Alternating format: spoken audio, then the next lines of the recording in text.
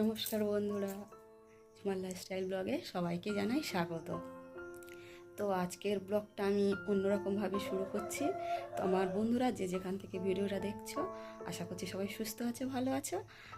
আর এই ভিডিওটা প্রথম থেকে শেষ পর্যন্ত দেখতে থাকো, আশা করছি তোমাদের ভালোই লাগবে। তো আজকে সকাল সকাল আমি স্নান করে নিয়েছি, তখন না পেখম ঘুমোচ্ছিল, ওই জন্য ভাবলাম ও ঘুমোচ্ছে যখন স্নানটা সেরে নিই। আর এসে দেখছি ও উঠে পড়েছে, আর উঠে পড়তে ওকে খাইয়ে দিয়েছি, আর ও এখন নিচে খেলা করছে। আর এই যে তার ফাঁকে আমার কাজ করা হয়ে গেছে, এই যে বাসি বিছানাটা পরিষ্কার করে নিয়েছি। আর আমার না মনটা একটু খারাপ, কারণ পেখমের যে চোখে ব্যথাটা হয়েছিল না, সেই ব্যথাটা দেখছি আবার হয়েছে। ডাক্তার দেখিয়েছি, ওষুধও খাইয়েছি, ভালো হয়ে গেছিলো। তারপরে কালকের থেকে দেখছি ব্যথাটা ছোট হয়েছে, আর রাত্রেবেলা না ব্যথাটা দেখছি ফেটে গেছে, রক্ত বার হচ্ছে, আর খুব কাঁদছিল। তাই রাত্রে ভালো করে ওরও ঘুম হয়নি, আমারও ঘুম হয়নি। আর সকালবেলা উঠে দেখছি না ওর জ্বর এসে, আর ওর জ্বর এলে না আমার এমনি থেকেই মন ভালো থাকে না। কারণ ওর জ্বরে অনেক রকমের অসুবিধা হয়েছিল ছোটোবেলায়, তো তাই জন্য জ্বর এলে আমার ভালো লাগে না। ঠিক ওকে জ্বরের ওষুধ খাইয়ে দিয়েছি, দিয়ে নিচে গেছে। এখন চলো ওর সঙ্গে দেখা করে যাও, ও খেলছে, আমি আমার হাতের কিছু কাজ করে নেবো, নিয়ে তারপর ওকে নিয়ে বসে থাকবো। আর তোমরা ভিডিওটা কন্টিনিউ করতে হবে, আশা করছি তোমাদের ভালোই লাগবে। পেখম নিচে খেলছে, চলো তোমাদেরকে আমি দেখিয়ে দিই। ও নিচে খেলা করছে, আমি নিচে কিন্তু যাব না, জানো তো, আমাকে দেখলে কাঁদবে, কারণ ওর জ্বর এসেছিল। তো আমি ওকে ওষুধ খাইয়ে দিয়েছি, ও খেলছে যদিও, কিন্তু তবু আমি কাছে গেলে না ও আর থাকতে চাইবে না, কাঁদবে। চলো দেখি আমি কিছু করতে পারি কিনা, না হলে আর কাঁদলে আর তো কিছু করা যাবে না। আর তারপরে দেখতে পাচ্ছ ওরা কাঁদছিল, আমি কিছুই করতে পারলাম না, মানে কোনো কাজই করতে পারলাম না। জাস্ট ঘর দেওয়াটা ঝাঁট দিয়ে নিয়েছিলাম, আর বারান্দাটা মুছে নিয়েছি, আর তারপরে কিছুই করতে পারিনি। আর তো বললাম ও ঘুমোচ্ছিল বলে আমি সকালবেলা স্নান সেরে নিয়েছিলাম। ওই স্নানটুকুই আমি করেছি, মানে এই ভিডিওটা করেছি না সোমবার, কারণ ওর পাপা ঘরে ছিল, ও একটু লেটে গেছে, তাই জন্য আমি জাস্ট স্নানটা সেরে নিতে পেরেছিলাম। আর তারপরে আর কিছুই করতে পারিনি। এই যে ওকে নিয়ে এসে বসে পড়েছি, ও এখন আমার কোলের মধ্যে বসে আছে। আর তারপরে জানো তো একটা দেখি না একটা ব্যাপারী হাঁকছিল, মানে বালতি ব্যাপারী। তো আমি গেলাম, গিয়ে এই যে বালতি আর এই যে ছাঁকনিটা এটা কিনেছি। পেখমের যে ছাঁকনিটা আমি লেবু ছেঁকে যে ছাঁকনিটা খাওয়াই না, সেটা নষ্ট হয়ে গেছে, তাই জন্য ভাবলাম এই ছাঁকনিটা কিনি। আর এই যে বালতিটা, এই বালতিটা কেনা যাক, কারণ ও রাস্তায় যখন খেলতে যায় তখন হাতে করে খেলনাগুলো নিয়ে যেতে হয়, এই বালতি করে নিয়ে যাব, তাই ভাবলাম এটা কিনে নিই। আর এগুলো না 20 টাকা করে নিয়েছে। এই যে পেখমের স্নান হয়ে গেছে, খাওয়ানো হয়ে গেছে, আর তো সকাল থেকে আমার কোলে থেকে নামেইনি, আবার ওর জ্বর এসেছে, আর আমি সকাল থেকে কিছুই করতে পারিনি। আর কারো কাছে যে দেবো কেউ নেই বাড়িতে, তাই ওকে আমাকে সারাক্ষণ কোলে করে নিয়ে থাকতে হয়েছে। মানে ও কোল থেকে নামতেই চাইছে না, এমনটাই করছে, মানে জ্বর এসছে না, তারপরে এই যে চোখে ব্যথা, বুঝতে পারছো।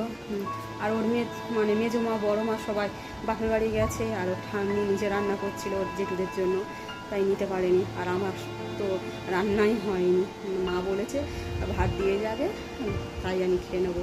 আর ওর জন্য কিছু করিনি, কারণ ওর জ্বরও খাবে না, তাই ওর জন্য একটুখানি সেরেলাক্স বানিয়েছিলাম, ওকে খাইয়ে দিয়েছি, অল্প একটু পেয়েছে, খেতে চায়নি, কারণ আবার জ্বর এসেছে। এখন ওকে আমি ঘুম পাড়াবো, আর প্রচুর কাজ পড়ে আছে, আমি সকাল থেকে কিছুই করতে পারিনি। মানে যখনই করতে যাই ও কাঁদে, কোলে উঠে পড়ে, জোর হচ্ছে, মানে এতটাই ও আজকে মানে আমাকে নাজেহাল করেছে। মানে শরীর খারাপ না, তাই জন্য। শরীর খারাপ হলে বাচ্চারা কি থাকতে চাই বলো, মাকে ছাড়া? তাই জন্য কিছুই করতে পারিনি। ও ঘুমিয়ে পড়লে তারপরে আমি সমস্ত কাজ করবো। আর এই যে জামা কাপড় সব তুলে এনে রেখে দিয়েছি, এই জামা কাপড়গুলো সব তুলে এনে রেখে দিয়েছি, এগুলো সব ভাঁজ করবো। তারপরে রান্নাঘরেরও কিছু কাজ বাকি আছে, সেগুলো সারবো। ও আগে ঘুম পাড়ায়, তারপরে।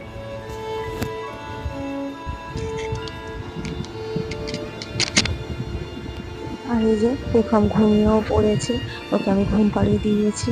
আর ওর মাথার কাছে দেখো থার্মোমিটারটা নিয়ে রেখেছি, আর যে ওষুধ ওকে আমি খাওয়াই, জ্বরের ওষুধ, এই ওষুধটাও নিয়ে রেখেছি।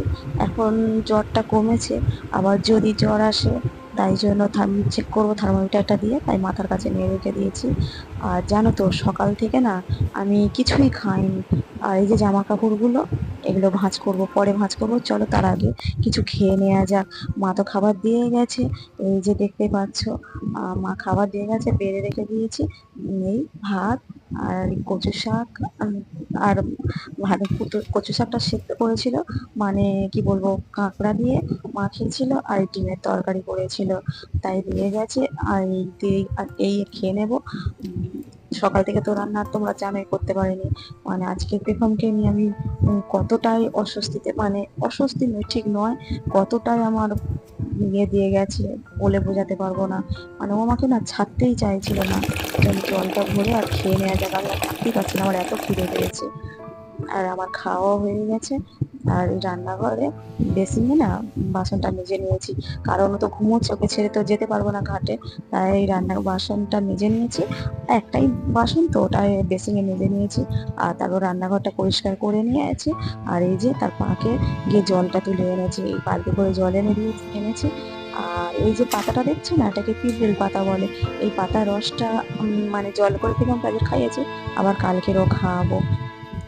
আর তারপরে বাথরুমে ওর যে জামা কাপড়গুলো পরেছিল না, আর ওগুলো কেচে নিয়েছি, নিয়ে ধুয়ে আর চলে এলাম ছাদে মেলতে।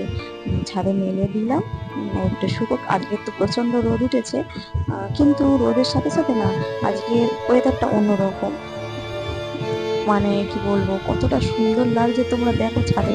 তুমি যখন ছাদে উঠেছে বলে দেখি, একটু ভিডিও করে দেখো কতটা সুন্দর লাগছে, আকাশটা কত সুন্দর লাগছে। আর ছাদের থেকে তো দেখো, মানে কি বলবো, বর্ষাকালে যে এত সুন্দর একটা মেঘ দেখতে পাওয়া না, খুবই ভাগ্যের ব্যাপার। দেখো কতটা সুন্দর লাগছে। তা বন্ধুরা, আজকের এই পর্যন্ত, ফিরে আসছি নতুন একটা ভিডিও নিয়ে। ততক্ষণে সুস্থ থাকবে, ভালো থাকবে, ধন্যবাদ।